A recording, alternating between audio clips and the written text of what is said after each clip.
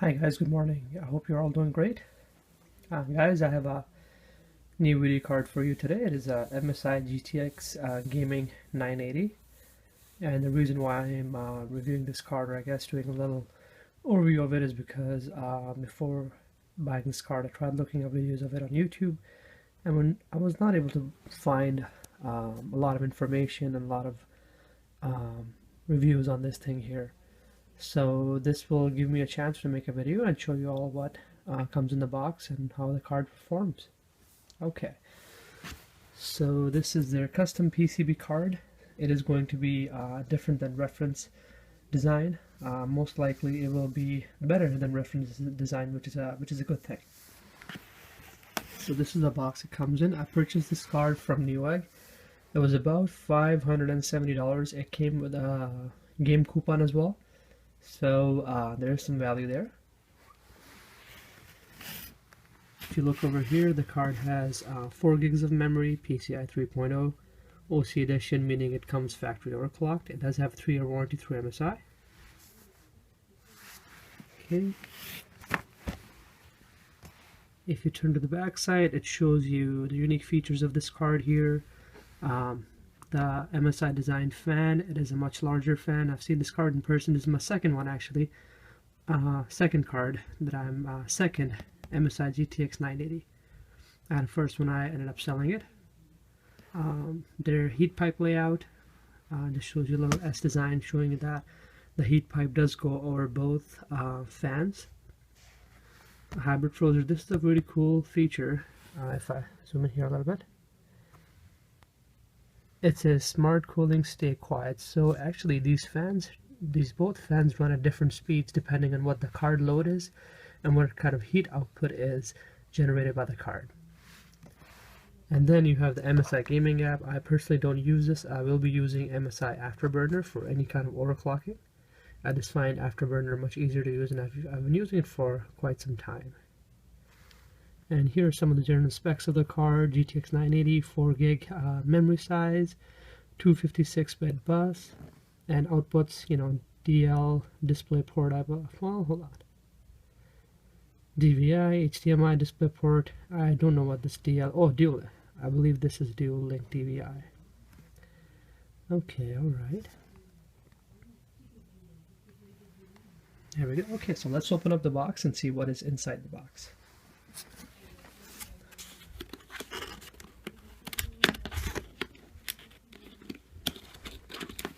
Okay.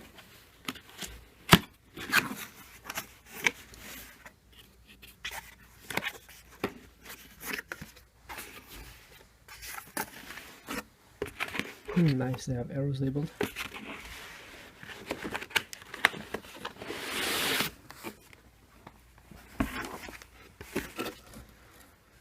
Okay, so this is the box of the card.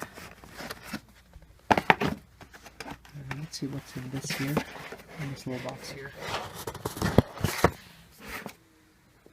It's kind of hard to open.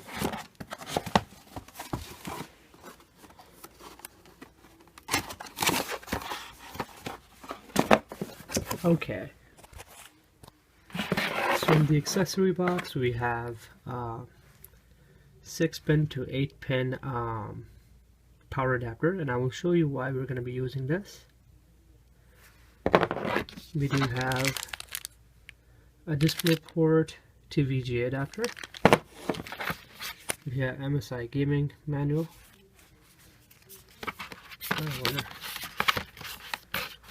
It just shows you their team information and whatnot. We have a driver disk. I would not recommend using this. I would always get the newest drivers from NVIDIA's website, or if you have an ATI card, you would get the newest drivers from the ATI website. And we have,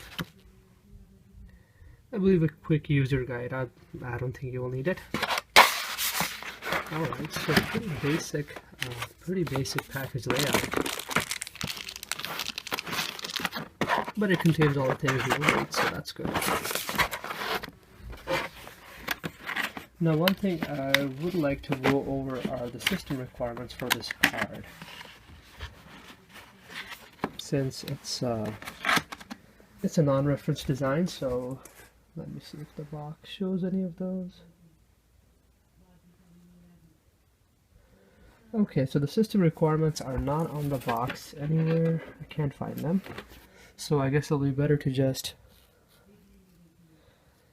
go to their website and, oh no, they're right here. Okay. Alright, so I apologize, I'm not using my regular camera for recording. This is the iPhone camera. Okay, so PCI Express board with one dual slot with X16 graphics slot. So basically a PCI 16X slot, two 8-pin PCI Express connectors, power connectors. Now this is actually different than the reference PCB, which requires one 6-pin and one 8-pin. So make sure you have two 8-pin PCI connectors for power delivery. Minimum of 500 watts or greater system power supply. In general, most people will be running 700 plus if you have a gaming computer, so that should not be a problem. Make sure that your current rating is of 42 amps on your rails combined or even single. If you have a single rail, then make sure it is more than 42. If it's combined, then make sure all the combined rails are more than 42. That could be actually tricky with rails. If you have multiple rails, consult your power supply manual, because I know that most rails can be adjusted to different amperage. So make sure you read the manual. And then Windows 8 or Windows 7 operating system, or Windows Vista. Okay, so let's look at the card here itself. It comes really nicely packaged. It's actually under it does come packaged in a static box, but I did open up the card just to see how it is. Alright, so let me actually focus this. So this is the card itself.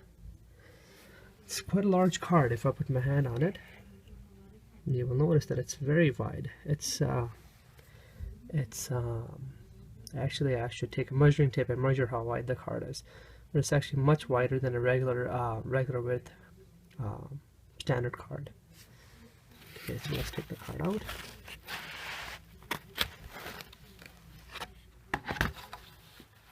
Since this is my second card and I've used this card before, I can show you some of the features that are on this card here. So two of the fans here, again, they both spin at different speeds.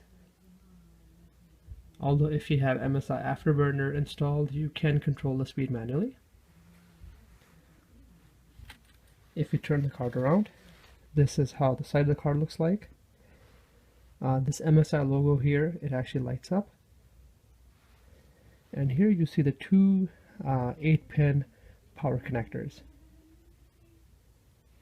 Now the reason for these two 8-pin power connectors and this custom PCB is if you turn the card around, and if you look at the back of the card, you will notice that these here are chokes and capacitors. And if you, I guess if you go over them, it's 1, 2, 3, 4, 5, 6, 7, 8. So it seems like it's an 8-phase power delivery system on this card. So what that means is for overclock, and I believe the regular card is 5 or 6 phase, so it has 2 more phases. So in theory, it should give you better overclocks, higher overclocks, more stable power delivery, so your voltage fluctuates less. So overall, this card should perform really well. If you turn this around here you will see all the connectors. You have the DVI, you have HDMI, and you have 3 display ports. The HDMI one is the one right here in the middle.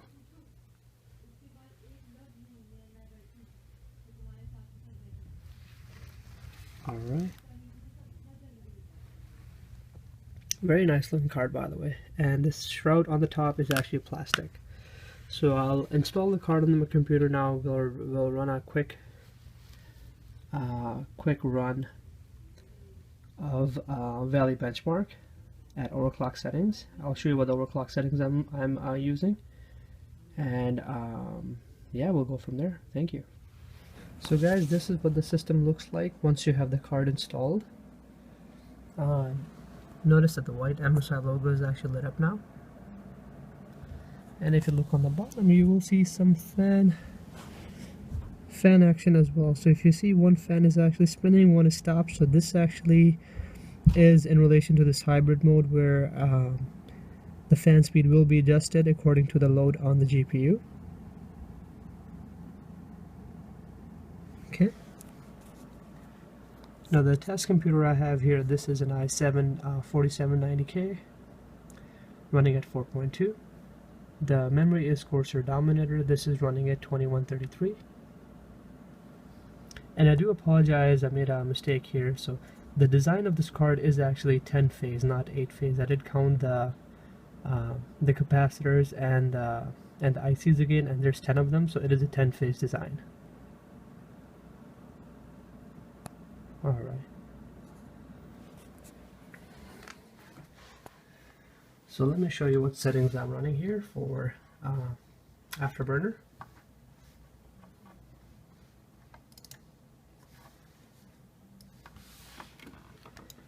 Okay, so if you notice, the core voltage is plus 20 millivolts. We have power limit set at 110. Core clock, it's set at plus 90. Memory speed is set at plus 200. Fan speed, let me show you what this fan speed is set at. So this is my fan curve here. It actually varies from 50 to 65 degrees. So the fan speed will always stay between this curve here. Okay.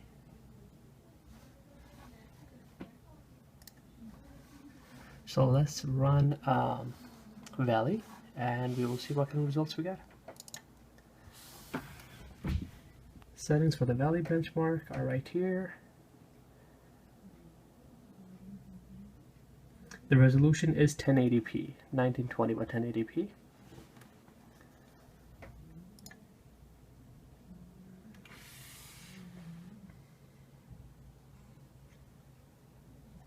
And we'll do a benchmark run here.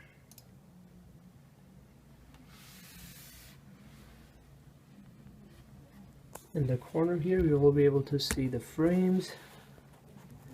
Again, I apologize, I'm recording this with my iPhone. I don't have my video camera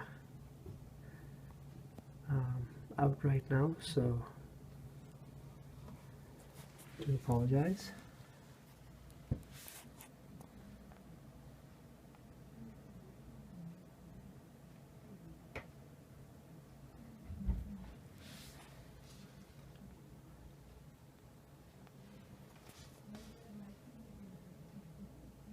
And let me bring the camera down a little bit just to see if you can catch the noise of the card.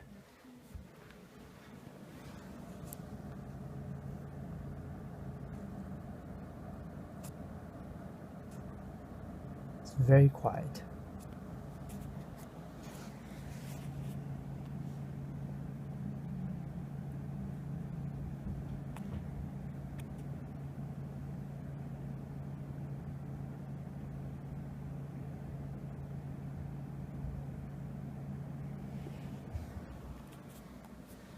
And for the connector, or I guess the display type connector, I'm using HDMI for this video card.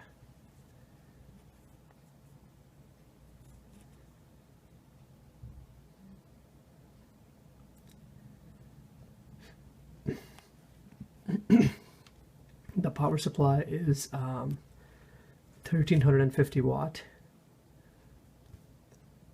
I believe it is oh, I'm forgetting the name now. It is Enermax 1350 Platinum. Max Revo, I believe.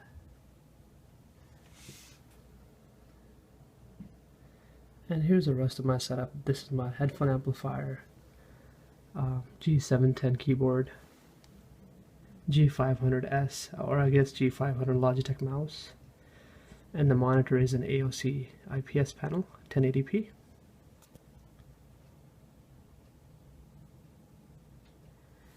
And this card is actually replacing this one here. This is an AVGA GTX 780 for the mid edition, fast card.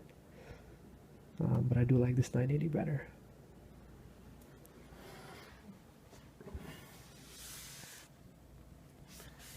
Okay, so we are on scene number 16. We have 2 more to go, and then we will look at the clocks this card was running at in MSI Afterburner.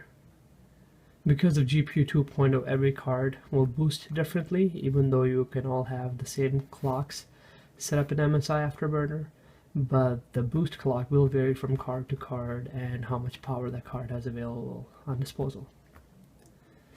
So our score is, the frames we have is 71.7, score is 2998, minimum is 34, maximum is 137.8. And here are the rest of the specs. One thing I've noticed though, this card does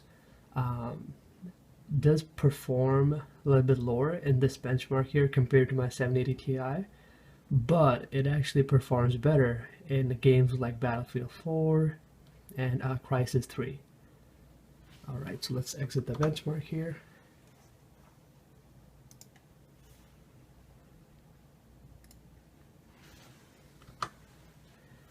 Okay, let's minimize the screen here, and let's pull up this second window for MSI Afterburner. This is a log file, I guess you can say. So GPU power, you are seeing that the maximum this card hit was 100% power. Oh, I apologize for the light here.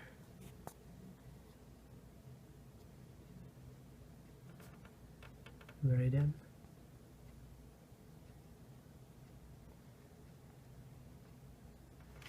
Okay, yep, 100% here. GPU temperature, the maximum this card hit was 64 degrees at 55% fan speed. Usage was 99% maximum.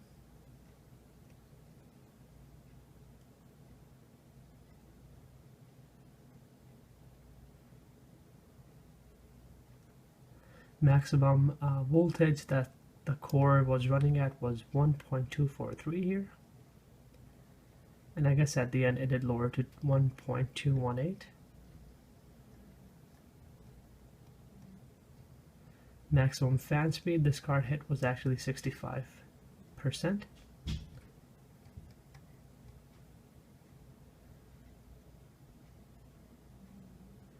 Core clock. So the maximum this card ran at core speed was 1431.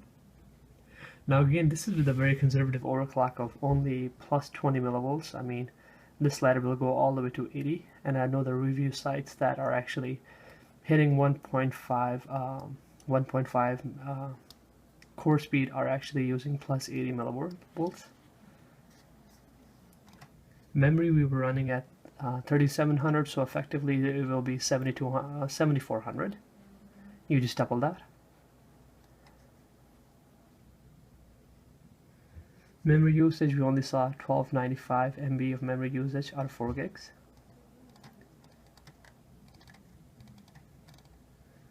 Alright guys, there you have it. Overall, if you're thinking about buying this card, this is an excellent purchase. It's only $30 more than the regular reference design. So unless you will be water cooling your card, I would highly recommend buying this. The only issue is if you buy a non-reference card, then you might not be able to buy a water cooler or a water block for it.